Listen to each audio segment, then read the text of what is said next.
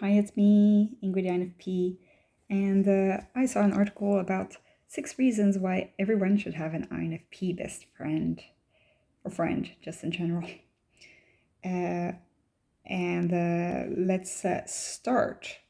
Um, I find like I'm a great friend, so ha. Let's see.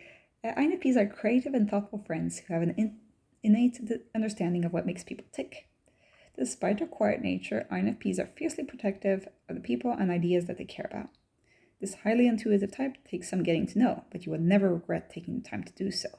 Here's why they make the best friends inimaginable. Okay, number one, they are natural therapists. Okay, great. Starts great. It doesn't matter what an INFP does for a living, their single greatest skill lies in analyzing those around them. You know those days where you're feeling a bit off but can't put a finger on it? Why? That's not a problem when you'll have an INFP best friend. That's nice. Within the span of a 3-minute phone call, they can tell you what you haven't gotten over your judgmental comments your colleague made 3 days ago, which triggered a reaction in you this afternoon when your boss didn't praise you for your latest project, or you'll get over it once you finally made peace with the fact that your mom never expected you to be as successful as your brother.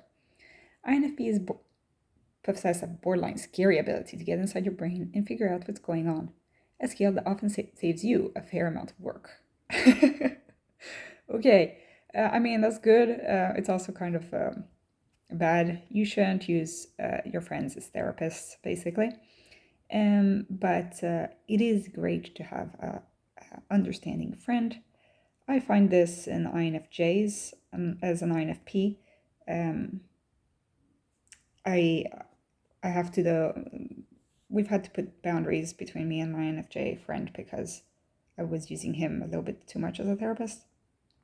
Um, but I think that in a way, it's inevitable that that kind of relationship turns that way, um, because you need to put the boundaries down, and you need to also um, be reasonable about like how much energy you can put in, and also you can't always be giving the other person. You need to also receive in return. So if I talk about my problems to my INFJ friend also gets to talk about his problems to me. And I think it works now that we've figured out the balance a little bit better. But it's not, it's something that you need to work on. You can't just assume that it's going to give you great friendships just because you're good at this. Um, But it is great that we have that ability and that we are skilled at this. It really makes us great listeners, great friends. They're the least judgmental people imaginable. Okay, let's see. INFPs believe that every set of actions has a corresponding set of reasons behind it, which is why they find it difficult to pass judgment on others. INFPs are the absolute best people to go to when you've done something wrong and need a safe space to work through your feelings. They understand that everyone makes mistakes, and while they may not coddle you, they will always make an effort to understand where you're coming from. I think that in a way we are very non judgmental, but in a way we actually are a little bit judgmental, like underneath all that. Um, if we love you, then we will make a lot of exceptions for you. And uh, if you're a good person, like in our eyes, then we will try to work the stuff with you, and we'll love you whatever you do, basically, unconditionally. But if you do something that is like against our moral code, like we'll be judgmental, and we might not show it, but like we'll be thinking like this is not good, this person, and we might put a judgment on you.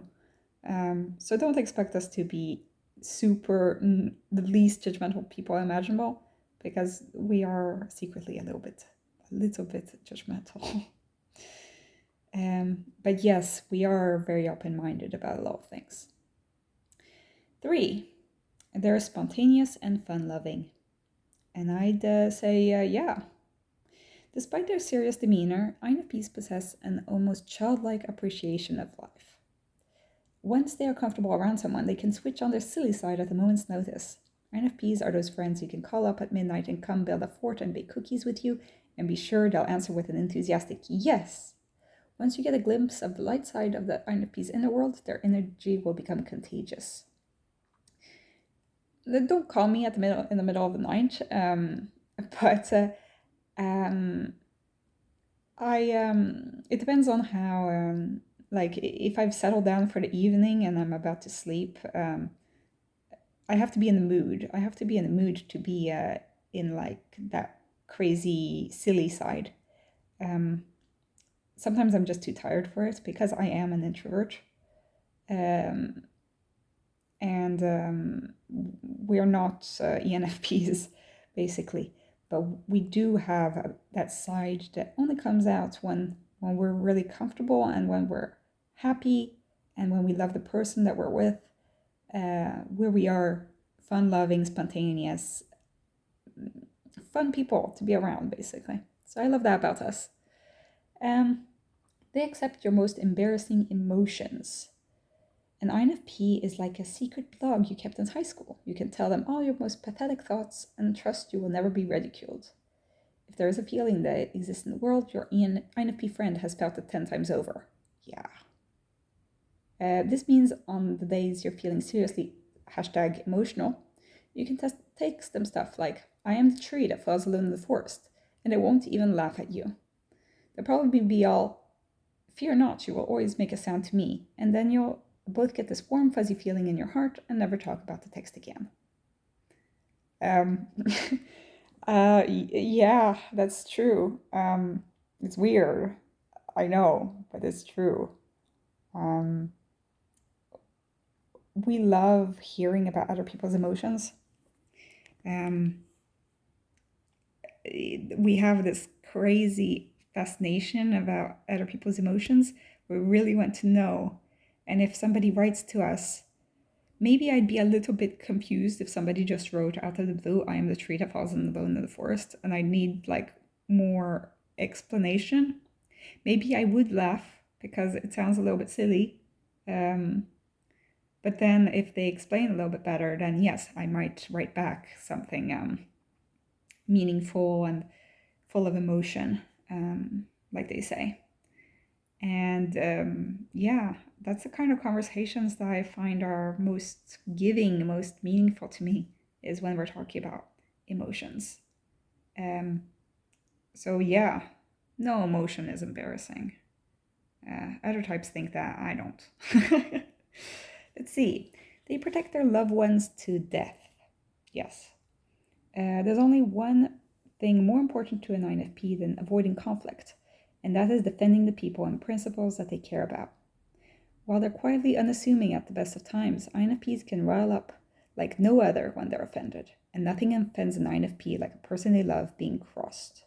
This fiercely loyal type could go to the ends of the earth for the people they care about, and take down anyone who dares to stop them. And yes, we are very loyal.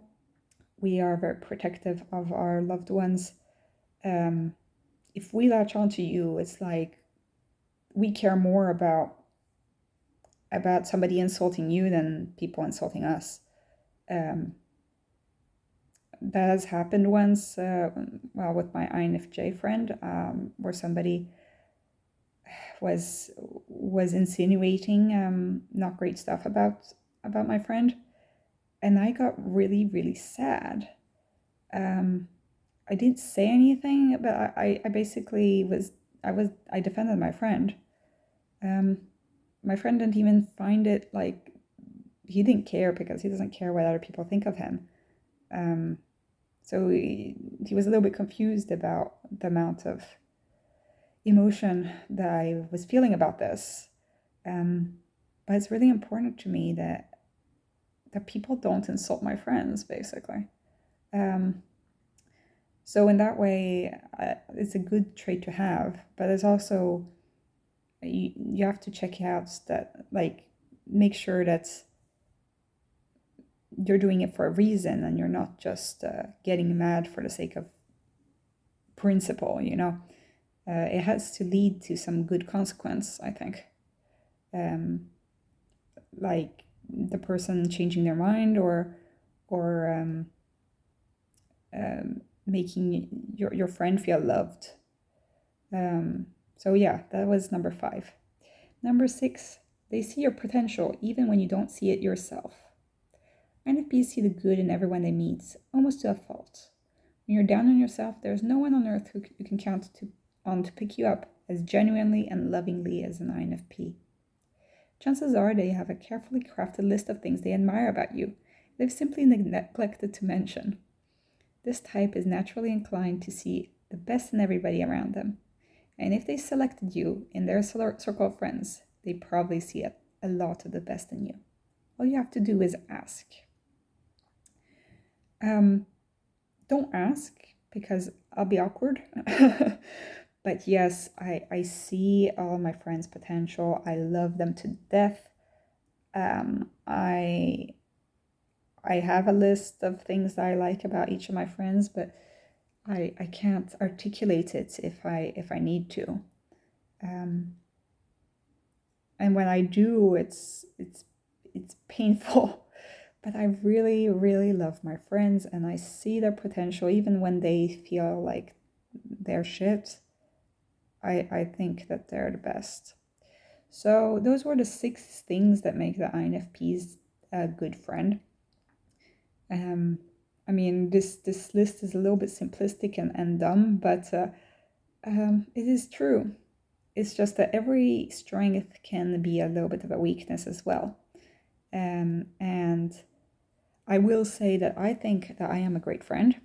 Okay, I will give myself that. But as with anything, there are things for me to work on.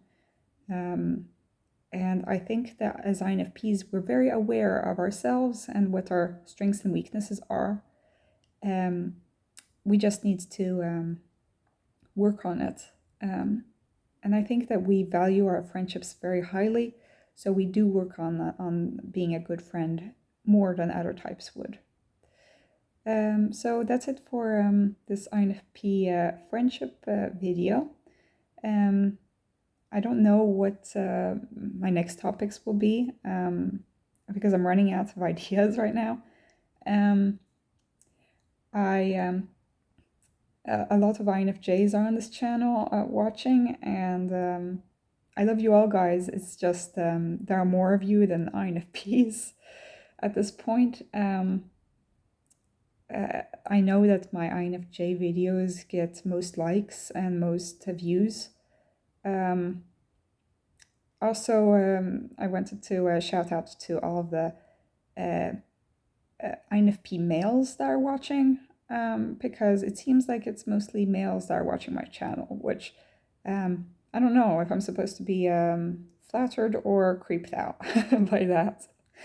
I think that the INFP community, or the MBTI community on YouTube is very, is mostly male. But tell me if you have any ideas, like and subscribe. Have a great day. Bye-bye.